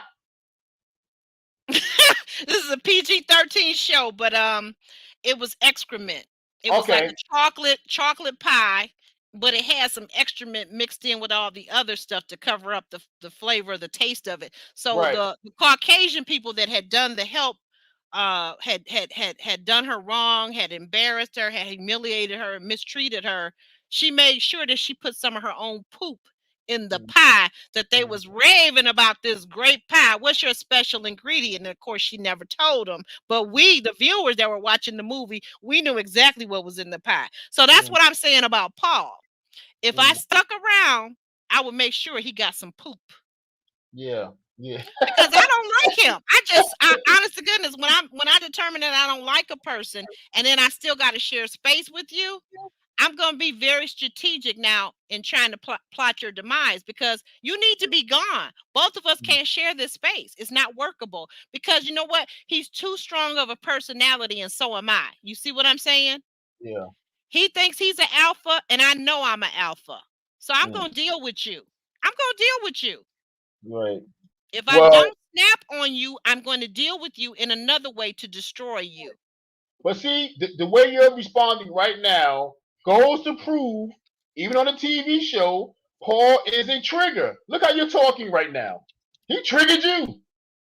I said that. I said that. I make no mistake about that. I make no apology for that. I've You, done plenty of work on myself since the experiences that I've had that led me to a darker place. I've done plenty of work. But what I'm not going to do, what I'm not willing to do is exist in a space with someone, i.e., a workspace, i.e., a living space, and allow you to humiliate me or to make me feel unease. I'm not going to do it. So if I have to, if in the case of the show, then I'm going to find a way to destroy you. That's all I'm saying. It's very simple. It's okay. not unlike any other thing. You've dealt with men and you've dealt with people, and I'm sure you've made a way to remove them or to remove their negativity from your situation. You see what I'm saying? And I Hmm. think what you maybe don't like about it is the fact that I'm a female. I'm a woman saying this, and people don't handle that well. I'm not No, Zadia. I don't have Zadia like behavior, but I did grow up in a urban area, so I do know a thing or two about how to protect myself. Does that make sense? makes a whole lot of sense. And what I'm saying to you is, I don't have a problem with what you're saying. What I'm saying is, people have triggers. Clearly, right now, you were triggered because you're on a tangent. And that's what people like Paul can do to people because we have triggers. Okay, that's all I'm saying. I think Okay. I can recognize the fact that you were triggered, just like our audience can probably recognize the fact that you were triggered. This dude can do that, and that's why I think Tiffany got a bum rap. Right, Okay. and I Period. agree with you. I agree with you because I think the person that needs to be gone is Paul. But we're Mhm, gonna keep Paul around because what? Paul is good for TV. Paul, mhm. again, like I said, is the male version of Camille from last season in the sense, not in every way, but And in the check sense this that out. he brings drama. Yes, check what And out. check this out. I think what Demeter Joe just said that Paul said on his IG live last night that the hug was for him. Well, Again, we knew that. We he knew that wanted that. everything Paul does is for him, and that's my point. Paul is stuck on him. He won't find a wife because he's married to himself. Well, it just goes to what I said was he wanted that last cheap feel is what he wanted. So that's what he wanted, and she wouldn't give it to him, and I don't blame her. But in any event, who you think did they get it right in your mind, and who's your favorite front runners moving Okay, forward? yeah. So okay, yeah. Let's move off of Paul. You're right. So the MVP for this episode, Hmm. I think it goes to Precious. It Really? goes to Precious. It goes to Precious. Well, no, you know what? Well, between Precious and Joy, and I would say Joy got the one up because she actually went on the date with the offender, Paul. So I will give it to Joy. I will give it to Joy for the ladies. And I'll say that what I'm trying to say is that Joy went on the date with Paul. She dealt with Paul, and she was able to maintain her frame. She's not intimidated by him because another thing about Paul that's really weird, he seems to like to intimidate women. He says that. Um, and Demeter Joe, I'm reading what you're saying here that he was Paul, meaning he.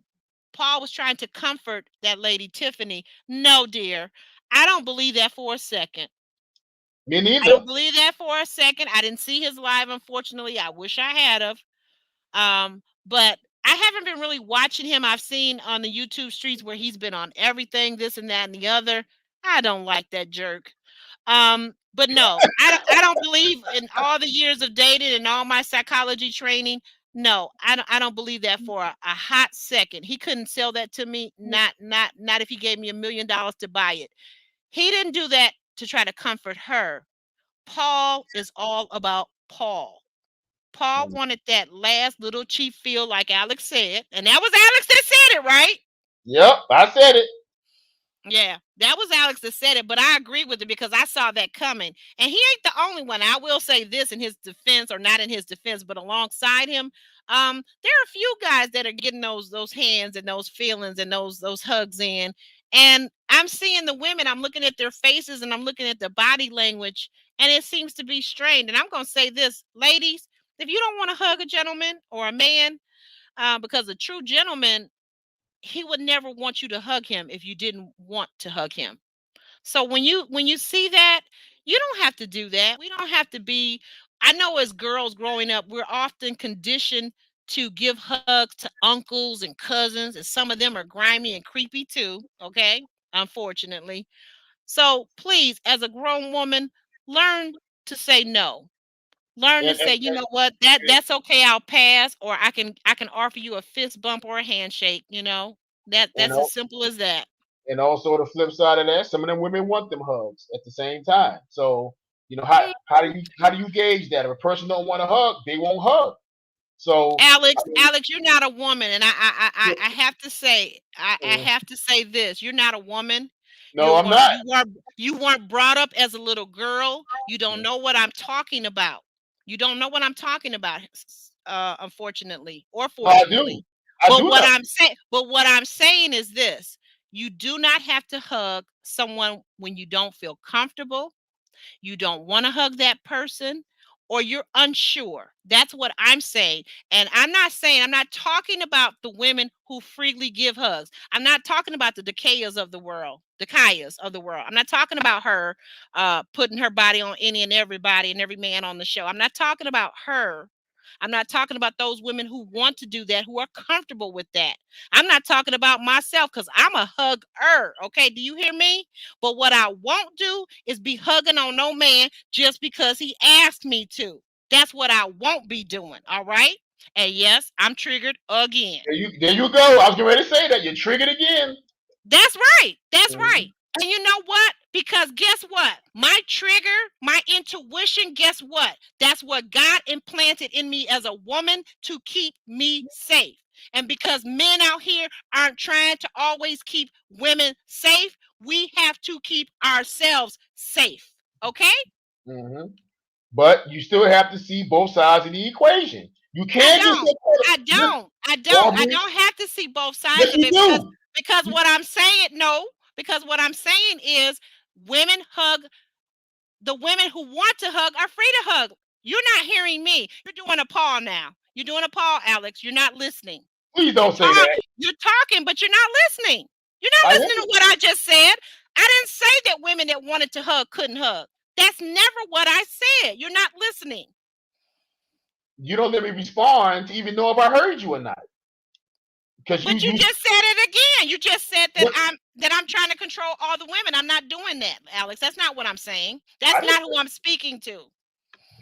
listen. What you're saying is women don't always feel protected. They grow up with creepy uncles, creepy cousins. Sometimes they're forced to hug as children, so they think they have to hug out of a sense of obligation. I'm hearing you, okay? And so what I'm Okay. telling you is, at Okay. some point, as an adult, do the work, overcome that if you can, and when a grown man asks you for a hug, you can say yes or no.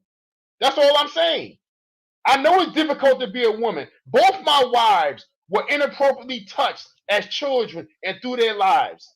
So I've seen it firsthand. But guess what? My second wife, God rest her soul, she was a big hugger, despite what happened to her early on. She taught me to be a hugger because I was not.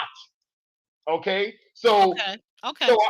So I understand the whole dynamic of it. I'm very empathetic to women and what they go through. But what I'm saying is you cannot always have a victim mentality if you are to overcome. You cannot. That's what I'm saying. Do the And what I work. Do the work like Ace apparently did the work. Do what you have to do to overcome, to be a whole and productive human being. all right. Have I heard you out? Is there anything Yes. more you want to add to that? Go ahead. No, I no, seriously. I want you to get it all out. I What did. you're saying. That's Okay. I got it out. Okay. Because what it sounded like you were saying was that I hadn't done the work. That's what I heard. So maybe I misunderstood you and I heard You, everything that you said. you And I'm misunderstood. I didn't say that. okay. And then that's why I said that's why I wanted to make sure I understood you. So you're right. But it's not a victim mentality. And I want to say this again because I think that, again, men look at things differently. They look at the world differently because men always feel safe. And that's the difference, Alex. It's not a victim mentality to walk and have caution and have concern about your whereabouts, about your being in the world, about men, whether strange, whether family members, whether clergy. It's not it's not victim mentality to be aware that everybody does not have pure and good intentions. A lot of people have evil intentions. A lot of people have selfish intentions. That's what I'm saying. And I agree So, with that. I okay, agree with that. I okay. agree with that. So, I agree with that 100%. We're not going to argue about that one because I agree 100%. okay. And Pamela, she's saying, come on now, y'all good, y'all good. Yes, we have these, Alex and I have these discussions, and sometimes they get very passionate and heated on his side, on my side, on both sides.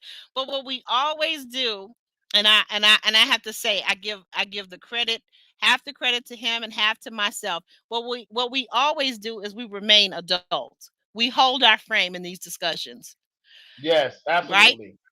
We do. Absolutely. We do. We Because, respect each other. We respect each other.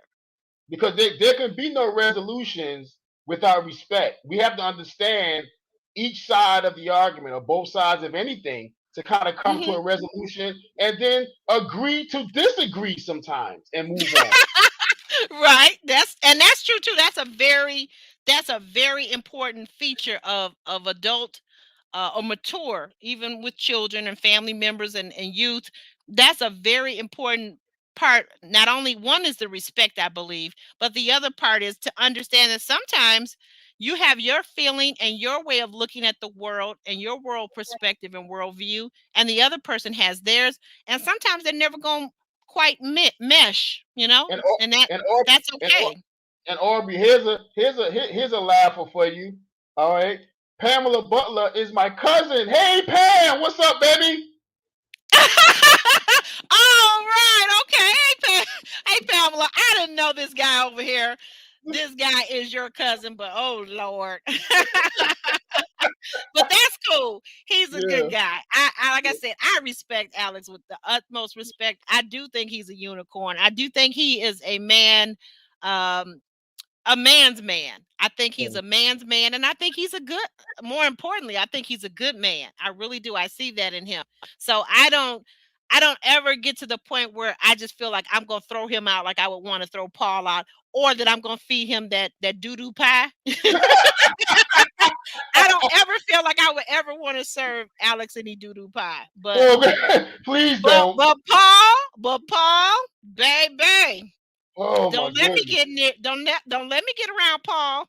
Don't let me get But around Paul because Paul is not a man that I like. but He's but but just stereotypical in a very negative way. but you were saying Hmm. the women that you would keep for the ride, you kind Oh, of oh, oh, right, right, right. Yes. Okay, so Joy. And I like Joy because Joy gets the MVP this episode um because she held her frame, and I think she was able to explore on that what we saw. And we see just minutes of a date that probably I hear them talk about a lot of times are maybe hours long, 3 4 hours long. So she kept her frame and she kept her patience and politeness and her ladylikeness, which I really admire about her with Paul. Um, and she was able to express to him, well, I'm not interested in settling down because I don't even that's kind of cringeworthy to me. And Paul, Mhm. who didn't really take any of her he didn't take any of that information in, because then he went on to say, oh yeah, he wants to get married, he's looking for a wife. And the way he was salivating, I think he wants Joy to be that woman, but Joy clearly isn't interested in him. But she kept the frame, she kept it light, she kept it airy, she kept a beautiful smile on her beautiful face. So I admire her. I think she did really good. I She did like really Joy. well. I like Joy. I like Joy a lot. I like Joy because thank you, Pam. I like Joy because she's a lot of fun. I think she's very open um, to the process. I think she's very intelligent. I think she knows how to keep her cool. And she's very very much into her femininity as well. Um, Yes, but that's another thing about her. but she has she has a unique thing about her when she can be a homeboy, but yet be a wonderful woman to you at the same time. That's what I get out of Joy, and that's very rare quality in a lot of women. Okay, because Mhm.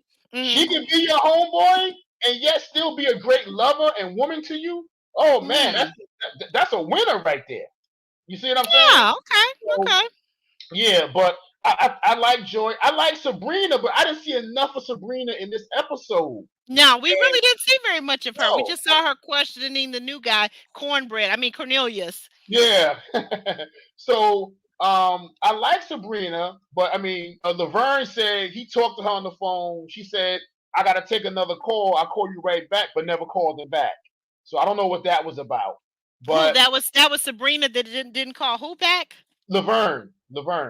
She didn't Okay, call Laverne back. Okay. right. Well, what's She wrong called. with Laverne's fingers? Did his fingers all of a sudden like cramp up like Well, for a she whole said, week?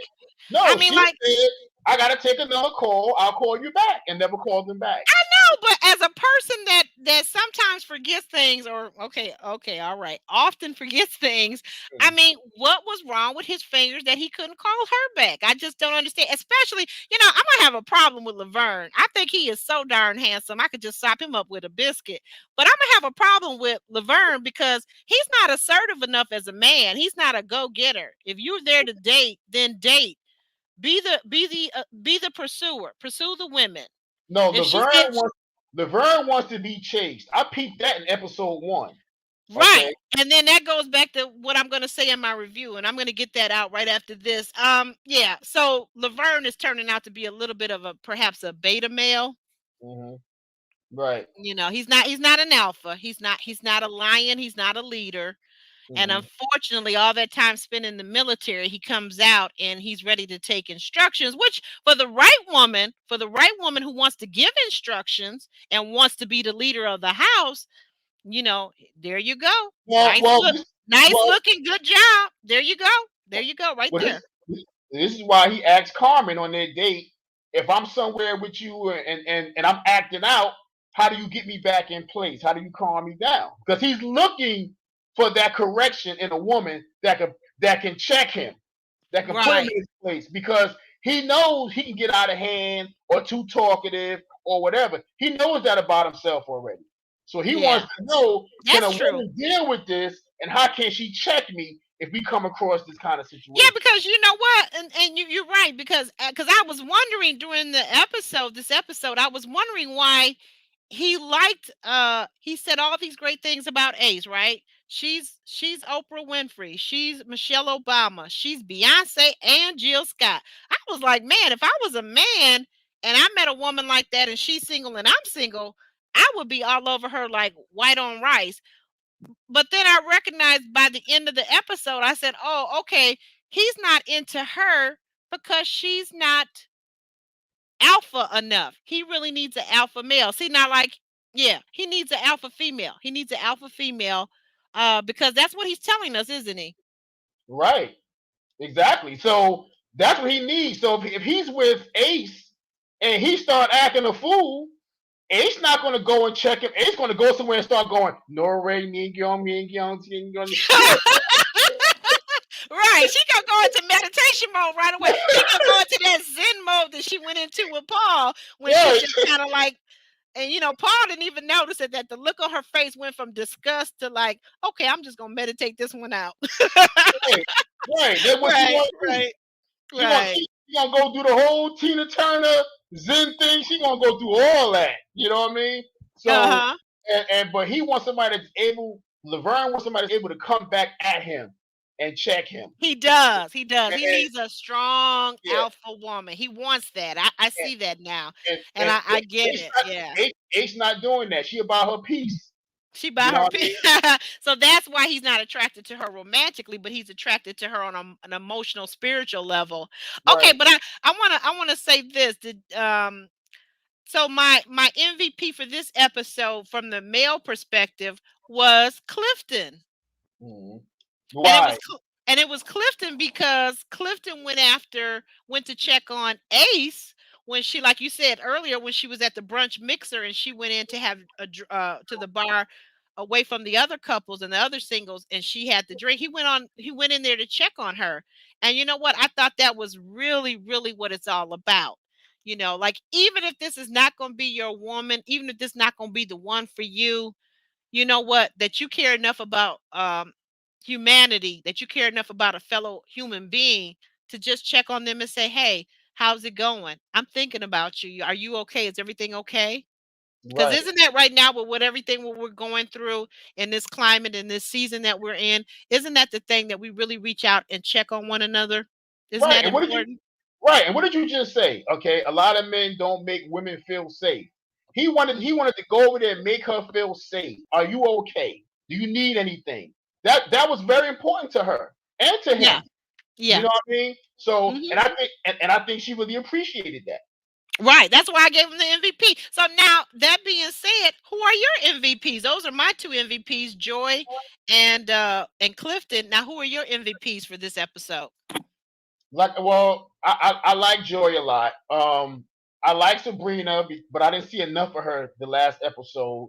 I like her look. She's little. She's very very pretty. But I haven't seen enough about her yet, so I'm basically judging her on her looks right now. Oh, Um, so that's how we go. That's how you gonna do your MVP. See that lady? See how the so guys do? Eh, listen, okay. men, All right. men are visual creatures. Like it a lot, So like it so or hate it. are women, but we keep our wits about us and we look at character. But go That's what ahead. make that's what make us men and make your women. That's why we different.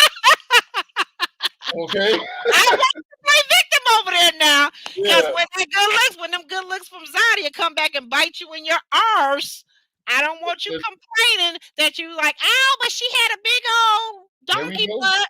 There She we had a go. big old donkey butt.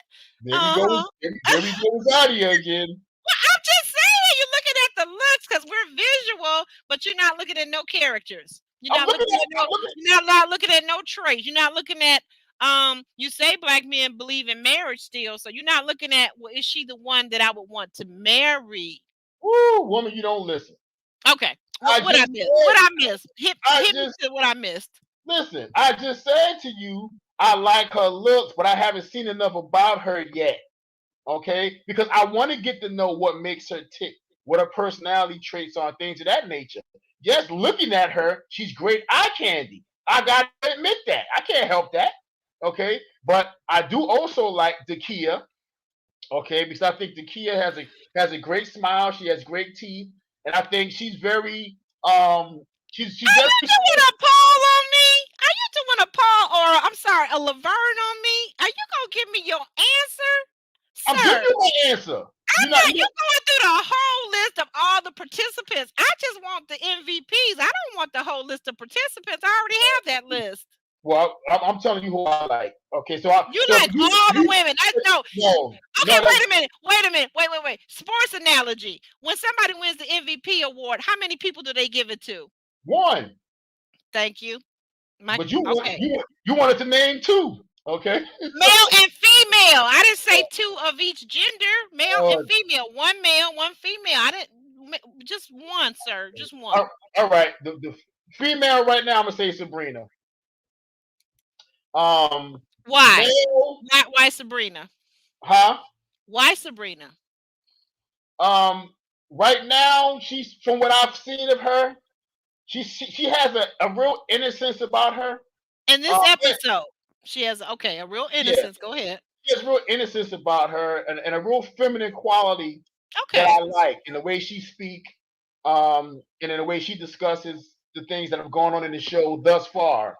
And on top of that, of course, she's very, very pretty. As far Ladies, do you hear this? Do you hear this? Go ahead. Go ahead. Go ahead. as well, and she ain't ugly. She ain't ugly, you know.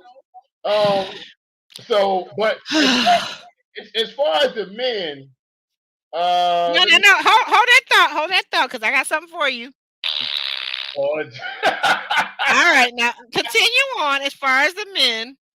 One day I'm gonna shock you and really put my butt to the mic and give you a real one. But but let me see. As far as the men, oh, I mean, I have to say Clifton right now, um, because most of the women really seem drawn to him. Um, at the moment, I like the dude myself. I think that he's honest about his intentions. I think he's a nice looking guy. He's a well built guy. But I think his honesty, his intentions, what comes across to me most. So I would say Clifton and Sabrina. Okay. All right. Yeah. And there we have it, folks. Episode 2, season 5, Ready to Love Potomac. Yep. Um, And in the you want trailer coming up, I will mhm, say this: we okay. find out in a little snippet that Clifton is allergic to coconut. So this is gonna be interesting, Yeah, that was a little that seems a little scary. right? Yeah, yeah. Because that anaphylaxis is no joke. So Yeah, I, I don't know if you've ever experienced any allergies or any kind of reactions because I'm one of the weird people that have no allergy, nothing known to man am I allergic to, not neither anything neither am I. I have never experienced it. Never. except bad men like Paul.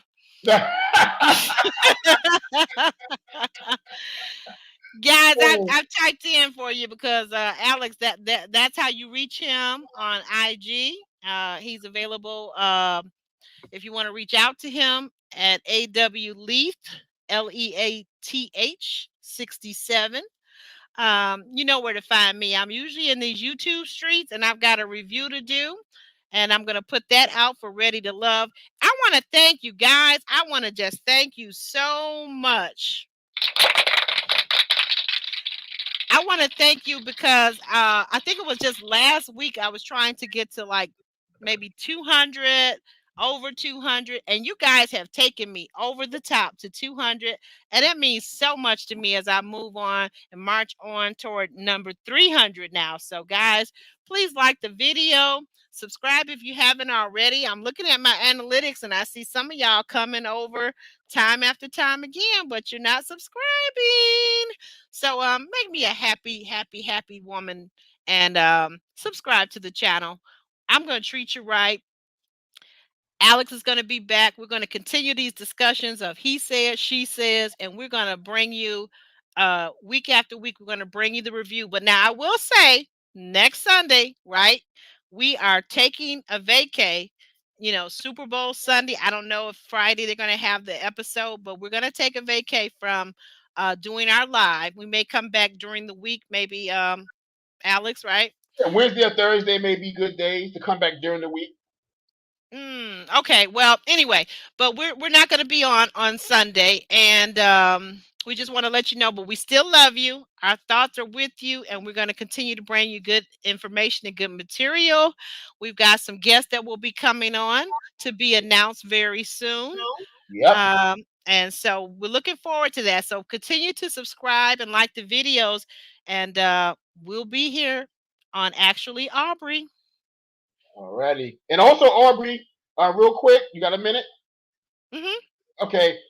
If you feel like buying Aubrey a cup of coffee or something, please go to please go to Cashapp, Actually Aubery. Send a donation or whatever. Show your love there with a gift, a cash gift. It'd be a beautiful thing. Buy a nice cup of coffee. Let her go to Starbucks or something. Let her feel special for a day. Oh, Alex, that's too kind. Thank you so much. Yeah, it's all in my about page, and right there I put it up on the screen since Alex was kind enough to mention it. Oh, you know what, too, because it is my birthday month this month, right? And so for those of you who are looking to treat me to a cup of coffee, I sure would appreciate it. And I thank you from the bottom of my heart for your love and support thus far. Very new channel, but we are growing over here by leaps and bounds. And we look forward to bringing you great interviews on top of these discussions that we're having about dating, relationships, and marriage, right?